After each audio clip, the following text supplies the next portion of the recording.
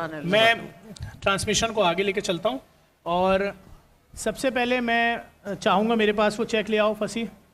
और मैं जिस वक्त मैं इनके घर पहुँचा हूँ, मैं सैरी करके घर पहुँचता हूँ और मुझे ख़बर मिलती है कि डंपर ने रात में जिस वक्त हम सैरी कर रहे थे उस वक्त 2 बच्चों को रौंदा और वो अपनी ईद का जोड़ा लेकर आ रहे थे।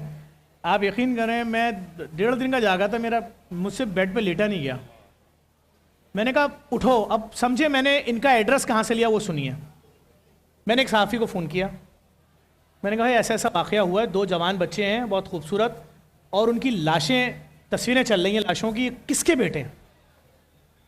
तो मुझे पता चला कि भाई ये लाशें इस वक्त ईदी मुर्दा खाने में मौजूद हैं। मैंने एक सहाफ़ी को फ़ोन किया, वो सहाफ़ी मेरे पास आए और मैं जो हूँ उस सहाफ़ी को लेकर ईदी के मुर्दा खाने गया। हमने जाके अंदर बोला भाई ये इनका पता बताओ और ये इनका कौन है। बताया जी एक बूढ़ा बाप आया था मैयत रखवाने और महमूद उनका नाम है और बीएड कॉलेज में चौकीदार है। मैं इनके घर पहुंचा, एक कमरे के घर के बाहर बैठे थे ऐसे हाथ करके और सिर्फ एक ही जुमला बोले थे, मेरी पूरी दुनिया उजड़ गई, मेरा अब कुछ नहीं बचा। ये 2 बेटे मेरे साथ थे, एक बेटी छोटी सी है, बाकी 2 बेटे अलग हो चुके हैं पहले ही।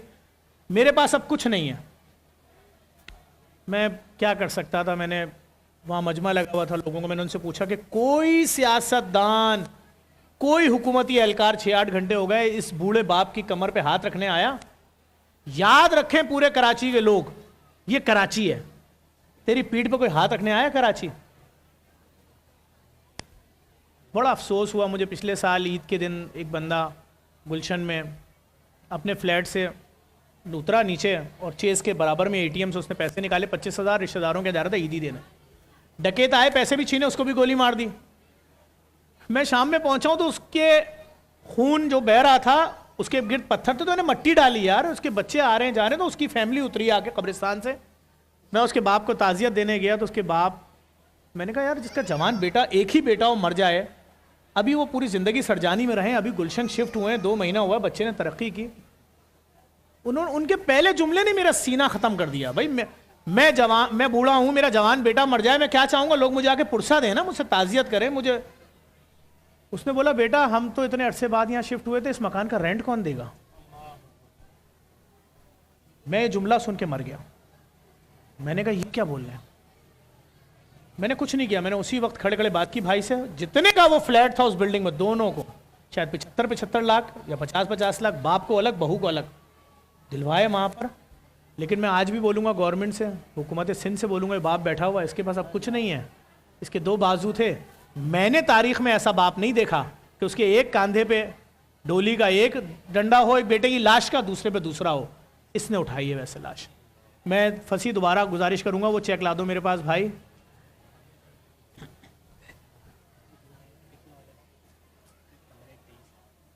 ये वाला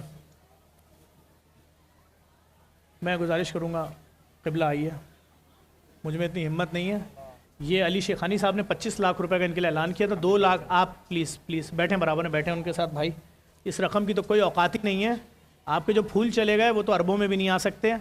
और काश मुझे उस वक्त पता होता कि मैंने अभी जो लास्ट FIR में 324 की दफ़ा डलवाई, मैं आप वाले में भी डलवाता। मैं उस पर शुक्रिया अदा करूँगा पाकिस्तान आर्मी का जिन्होंने इसमें मेरा साथ दिया, IG सिंध का, एडिशनल IG का। आपके आंसुओं का असर अंकल हमारा कलेजा तो फाड़ रहा है। काश ये आंसू कुछ हमारे हुक्मरान छुट्टियों में चले गए होंगे ना ईद के, वो देख लेते हैं। उनको पता होता जवान की लाश, एक जवान नहीं 2 जवान की लाशें आपने जिस तरह उठाई हैं।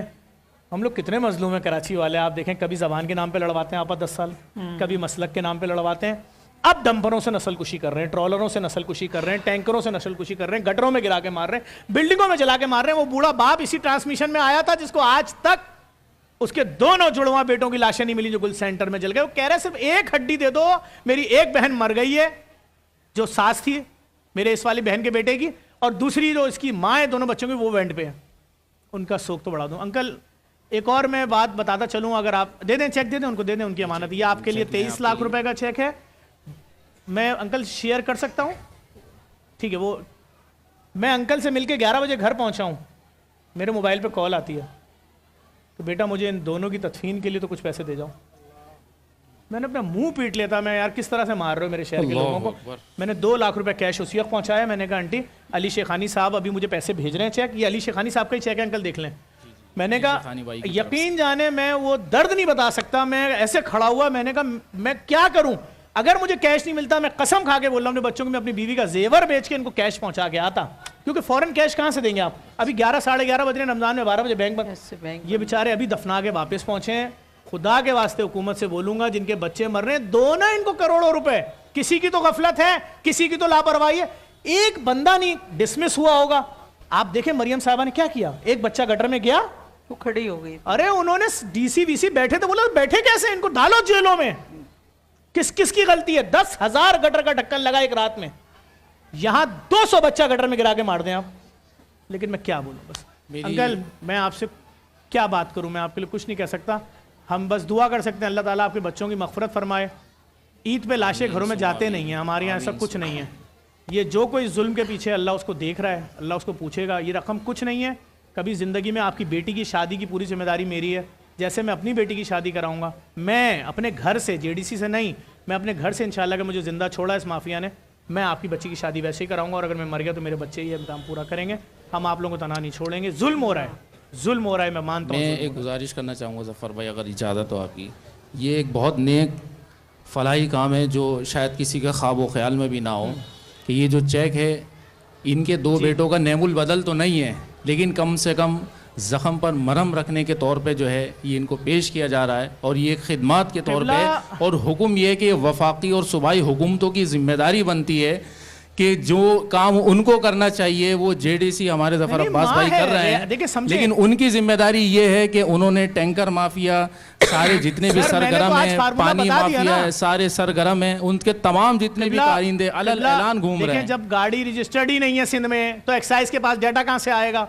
दे दो हमारे ऊपर चालान जितना दे सकते हो। अगर हमारे चालानों से अरबों रुपए आ रहा है तो दो ना इनके बच्चों को जिनके घरों में लाशें ईद गिफ्ट बॉक्स में जा रही हैं, ईद गिफ्ट बॉक्स में इनकी लाशें जा रही हैं, और गुल प्लाजा के जो छोटे छोटे गए ना एक महीने के कोफिन बॉक्सेस में लाशें।